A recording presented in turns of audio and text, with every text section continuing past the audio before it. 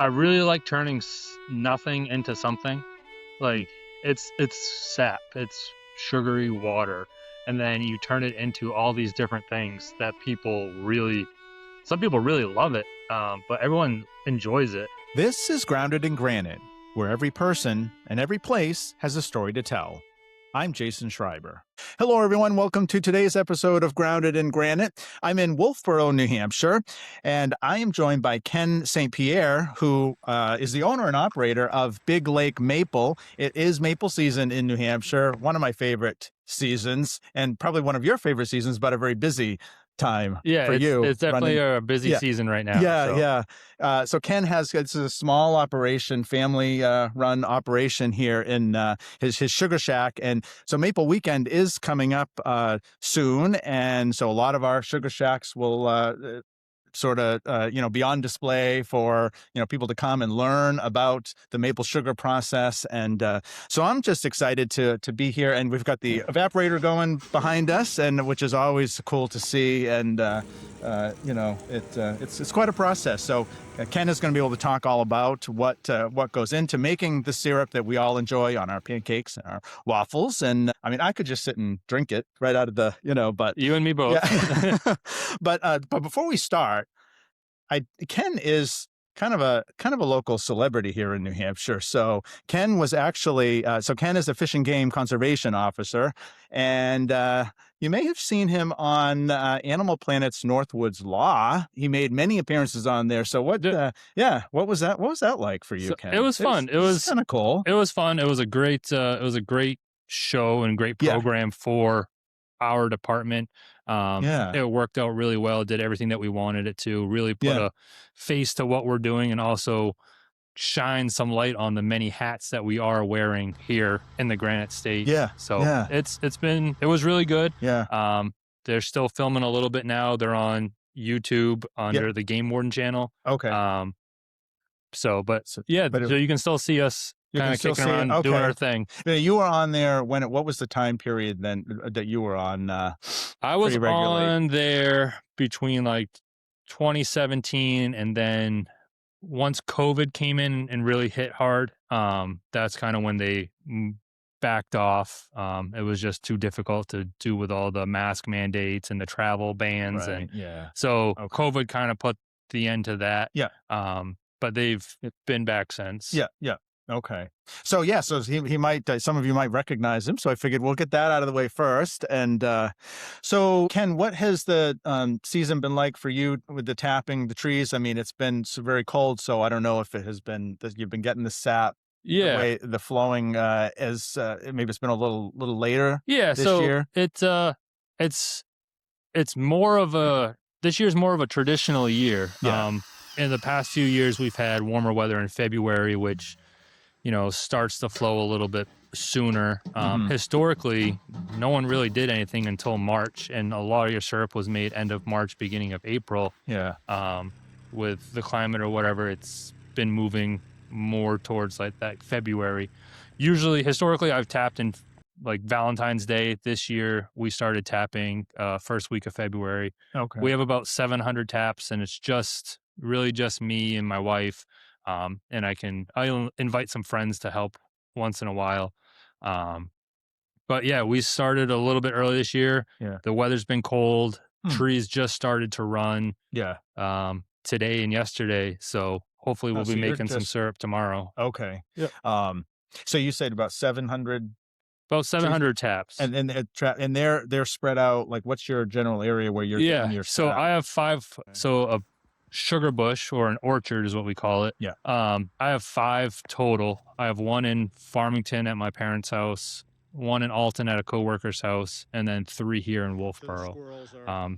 Most of them I just have kind of deals worked out where they wanted their land used, they wanted their trees used, so they get free syrup all year long.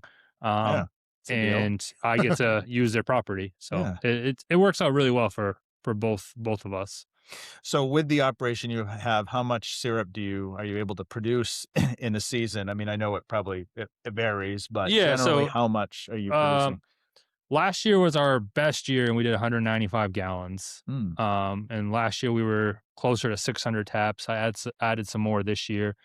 Um, so we'll see what this year brings, but we've been doing more and more each year. I think it was 3 years ago that we finally broke 100 gallons, and then it was 150 gallons, and then last year was 195. So if we can be anywhere close to that this year, then we'll be in good shape. Yeah. But you're kind of tapped out, you were saying before. Yeah. You don't want to. You've got this is about as much as you can handle. Yeah. here. Having things spread over 5 orchards, it's a lot of driving, a lot of collecting. Yeah.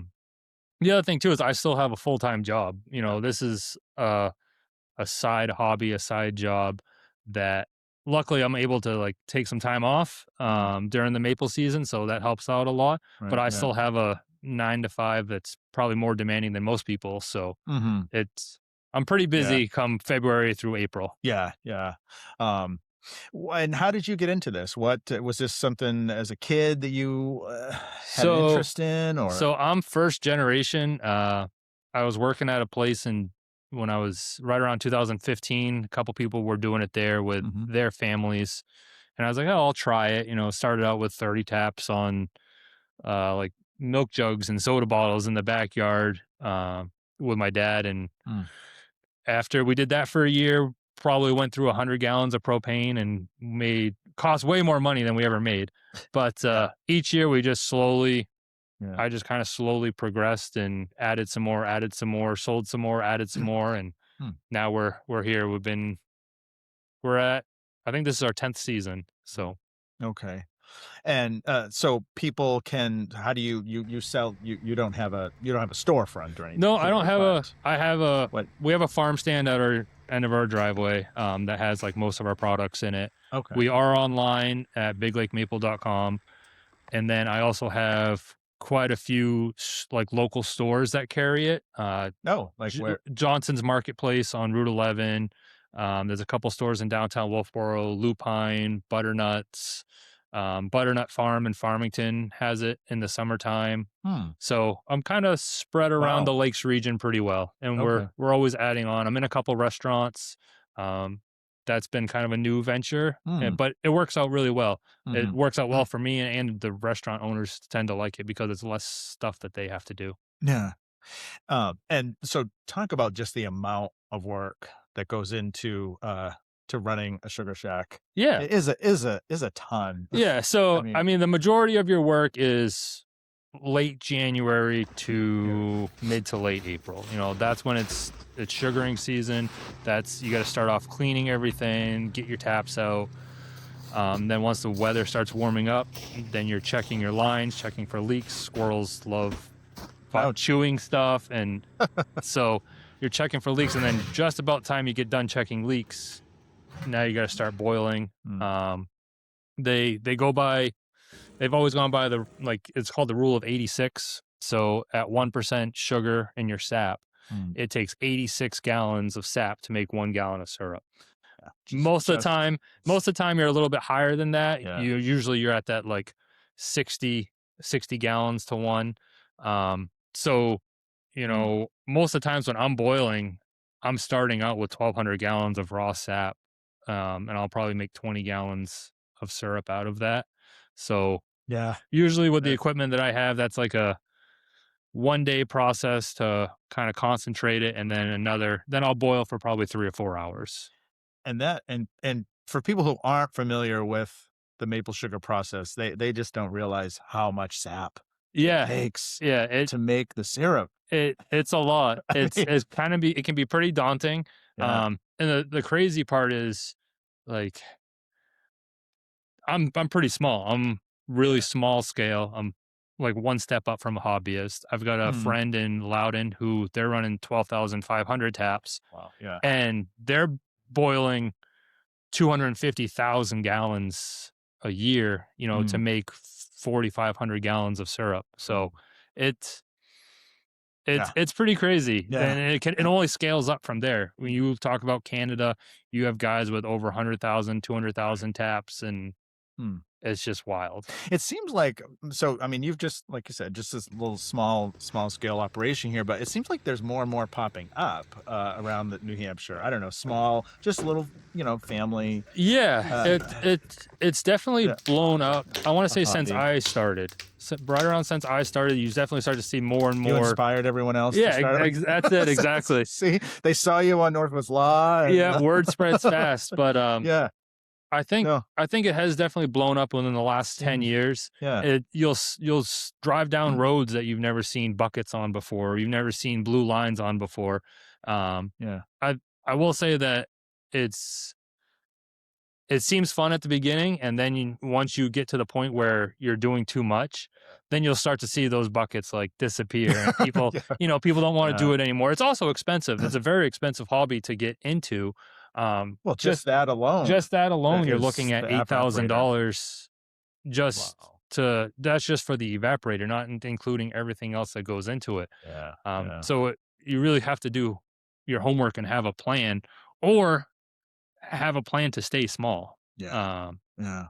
that wasn't Did, my plan. My plan just kept growing. So so when you started just as a little kind of hobby, and then it grew, yeah, it grew. and now Yeah, you got to kind of keep because the amount of work that it my is. I mean, unless you had plans to expand and we're going to but yeah. that's Like I said, I still have a you don't. full time job. My goal for this has always been for it to pay for itself and maybe fund a vacation once a year. Like, Oh, yeah. if we can go somewhere off maple syrup money, that's awesome. Right I- now, we haven't taken a vacation with it yet, but we'll probably go out to eat once a week. And our joke is always like, "Oh, is this a business meeting?" So um, that's kind of been our thing, and it helps out. It does yeah. help. I hope you get to take a vacation after all the work you put in to do Yeah, this. And your wife is is she on board with this from the yeah, beginning, or yeah. did you have to So convince her to before you could? Oh no, well actually no, you had this before you yeah, yeah. So came along, right? yeah, Yeah. so Okay. the maple syrup started before her. Yeah. Okay. So she kind of She rolled. married into She this. married into it.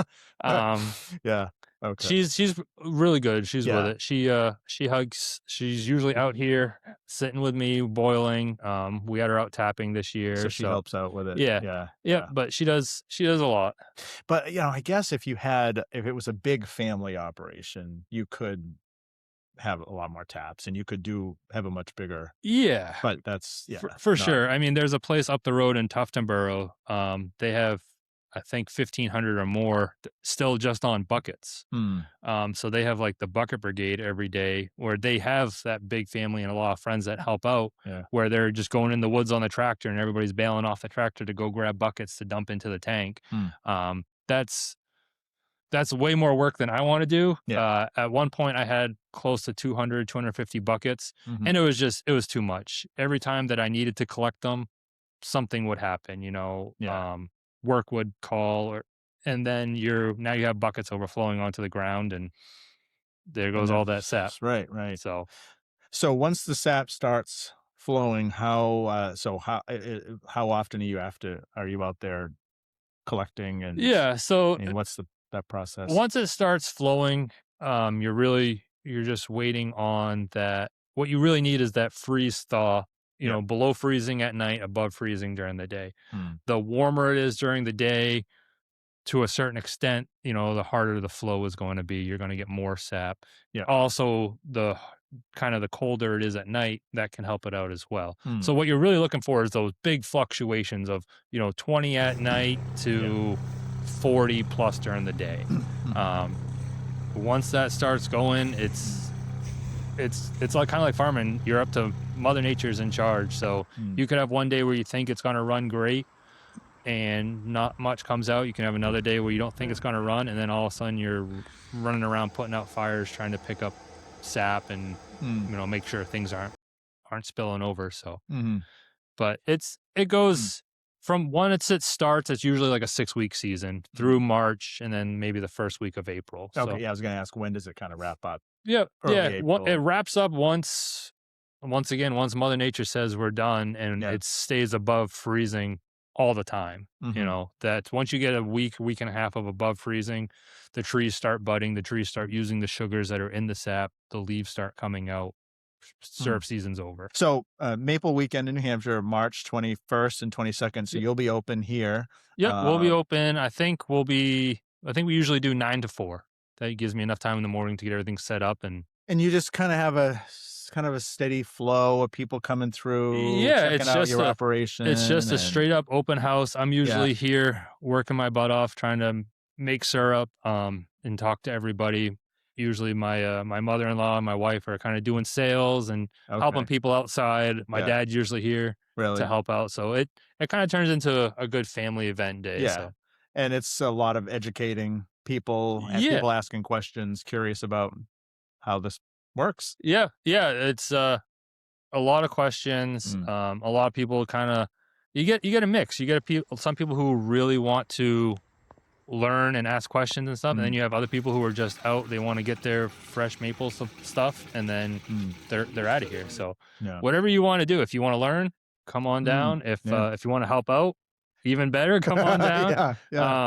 But we'll be here. We'll have stuff for sale, and we usually have we do like hot donuts with maple cream on them. We have syrup, we have sugar, we have candy. What else do we have? Oh wow! Okay. We have maple candied nuts. And that's all products that you make and with your. we all make it right here. We do maple cream as well. Yeah, I was going to ask you, what else do you? So aside from syrup, you've got other products. Yeah, and then this year for the first time, I did 10 gallons of whiskey barrel aged maple syrup. So basically, take a used whiskey barrel, fill it with hot syrup, and let it age. I let it age for 4 months. Oh. And then we'll have that in bottles as well. So. Okay. Yeah. That sounds good. I have to check that check that out. If you have you have some. I do have some. Oh, look at that. I haven't that's okay. A little cleanup. I haven't filtered it yet. So the little black is just a little bit of charring from inside the bottle, inside the barrel. It won't hurt you. Oh, okay. But I'm not worried. Give it a try. Give it a try. Yeah. All right. This is the first time I've ever done it. So you'll have to tell me. It's the first time you ever. Uh-huh. Ooh. Oh my gosh. That's fantastic. Yeah. I'm not really a whiskey or bourbon kind of person, but it has just awesome. It has just enough a little bit of flavor there that it's actually pretty good. Yeah. Oh, that's great. Now, was that an idea you? I've seen it. I've seen it before. Okay. And then over the years, people have asked me if I do it. And then this winter, I was just kind of looking for something to do. I was like, try. Yeah. I'll try it. Let's see what happens, and we'll see how it goes. Yeah. Oh, I'm sure it'll be a hit. No, that's great. And so how many other types of syrups do you just like grades and what do you have? Yeah. So we just we don't do anything else with our syrup other than just the first time the whiskey stuff. Okay. Everything else is just regular syrup. We're a smaller maker. A lot of time it's just like a dark amber, not the real black molasses stuff, but like a nice colored dark amber is what we generally make. Maybe once a year we'll make some light amber, but most of the time it's that darker, kind of like good eating pancake syrup that most people like. So, Ken, what do you enjoy most about maple sugaring experience? When you set all the work that goes into it aside, what is it that you? I guess I really like turning nothing into something. Like it's sap, it's sugary water, and then you turn it into all these different things that some people really love it, but everyone enjoys it. I mean, just watching you like have that little cup and just enjoying it and seeing, wow, that's really good, that's different. I think that's the part that I like the most. So it is amazing, like that you get this from a tree and turn it into, and it really is. Yeah. And who figured this out? Like, do you know the history? I'm pretty sure it was Native Americans. Yeah, I guess probably. Yeah. At the very beginning, they used wooden spiles. Yeah. Okay. I don't know. And they would use it. They had like these big basically they would, I think, I don't want to get it wrong, so don't quote me. Okay. But they had But like rocks that they would heat up the rocks and then slowly put it on, and it would evaporate slowly over time, and then you'd be left with like the sugary substance. Okay. Yeah. So it is just fascinating that you can take sap from a tree and turn it into fantastic tasting Right. And then products. the other thing is like it's not just syrup. Like Mm. that's the crazy part is you add one more step and now you have sugar. You Yeah. add one more step and you have cream, and they all have their own Mm. flavor profiles. They all have their own uses, you know.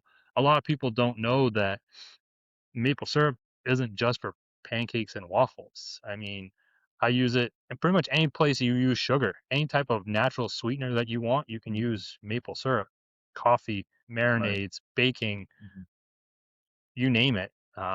It's has a really wide variety of uses, and it's Mm. natural. There's nothing added to it. I don't add Yeah. anything to my maple syrup. It's from the tree into Yeah. the evaporator into the bottle. So, Mm. I mean, anything that you get at the store that's not pure New Hampshire maple syrup or pure Vermont maple syrup has corn syrup and preservatives. It's I don't know. And that's I grew up on that. I didn't grow up Yeah. on Yeah. pure maple syrup. Um, I didn't really have pure maple syrup until I was probably 20.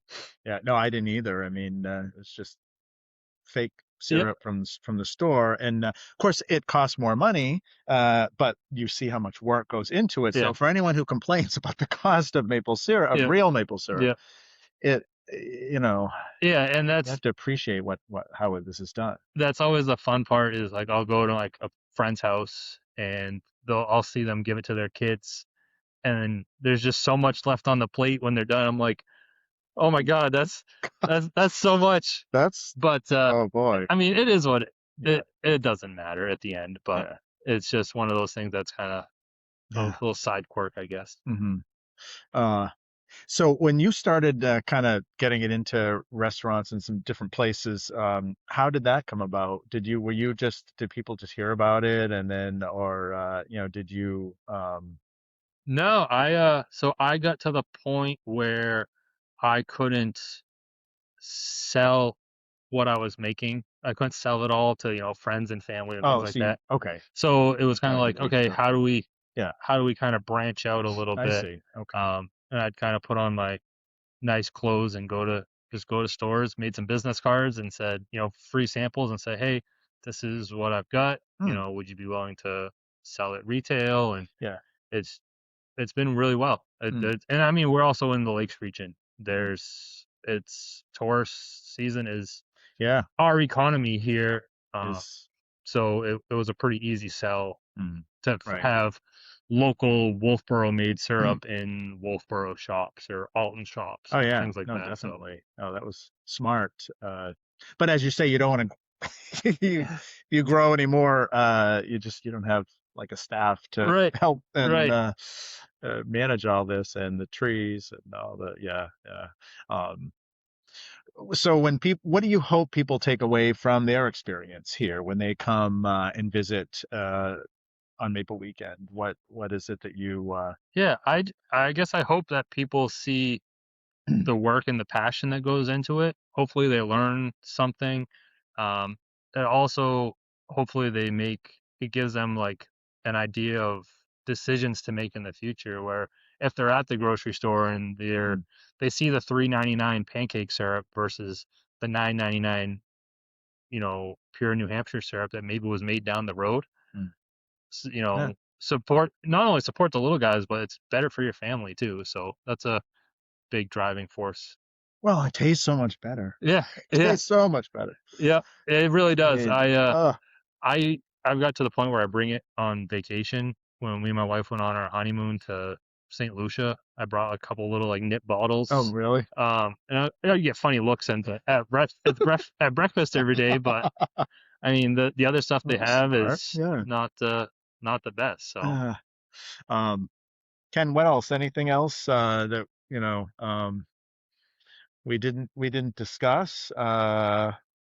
Is there any more about the process or I mean, you could sit here for hours, I oh yeah, guess, with yeah. the, or and well, this can run for evaporator can run for hours. Yeah, as long as I depending keep on- feeding wood to it, Yeah. it'll run. And And it has liquid, as long as there's some sort of long as liquid in there's it, some liquid, water or yeah. sap. So, yeah.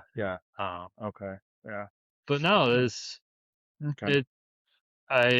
when it comes to like Maple Weekend, I hope people do get to venture out and visit more than just one. Visit a big one, visit a small one, and because we're all different, and we all of our syrup kind of tastes a little different too, depending on what region you're in, depending on how you're producing it. That's a good point. Soil types. Everyone tastes a little bit different, so go around, visit, Yeah. make a good day out of it. Yeah. Visit 3-4 sugar houses. Everyone's got their own little, I don't want to say gimmick, but Yeah. I know like we do the donuts. The Hunters up in Tuftonboro, they're very old fashioned. They have had the same evaporator in the same sugar house since the early 1900s. Go up to the Eldridges up in Ossipee. They've got maple creamies and maple ice cream. Windswept Maples in Loudon up on the ridge. They're 12,500 taps. You're going to see a very different setup than you see here, than you see at the Hunters in Tuftonboro. So take a day and, visit 3-4 and really just kind of learn and appreciate it. And everyone has their own setup. I mean, you're set up you've kind of, this is, looks like an extension of your garage here, but it works perfectly for what, it works what you need for what I can do and what I need. We'd all love to have, the 30 by 40 sugar house and have everything come right to the tanks, and but it's not that way. So okay. Yeah, well, Ken, thank you for sitting down and taking a few minutes to talk about the maple sugar season. And I know you've got probably some sap collection to do here, so we don't want to keep you too long. But no, it's been great and very educational, and I hope people do take advantage of this season to really learn and experience syrup. Like I did, because I think that'll be a big seller for you. Yeah, I hope so. Depending on how this goes, my plan is to make three barrels a year. Really? One for maple season, one for the summer, and one for like Christmas, like gifts and stuff. So it takes 4 months out of whack. So yeah. Well, this has been fun. So thanks again, and until next time, remember, every person and every place has a story to tell. We'll see you soon. Thanks for tuning in to Grounded in Granite, where we celebrate the people, places, and stories that make New Hampshire home. If you've enjoyed today's episode, make sure to follow Grounded in Granite on Facebook, X, TikTok, and Instagram for behind-the-scenes clips, photos, and more. Subscribe to the Grounded in Granite YouTube channel to catch full video episodes. You can also find Grounded in Granite on Spotify, Apple Podcasts, Amazon Music, and iHeart. Until next time, stay curious, stay connected, and stay grounded in granite.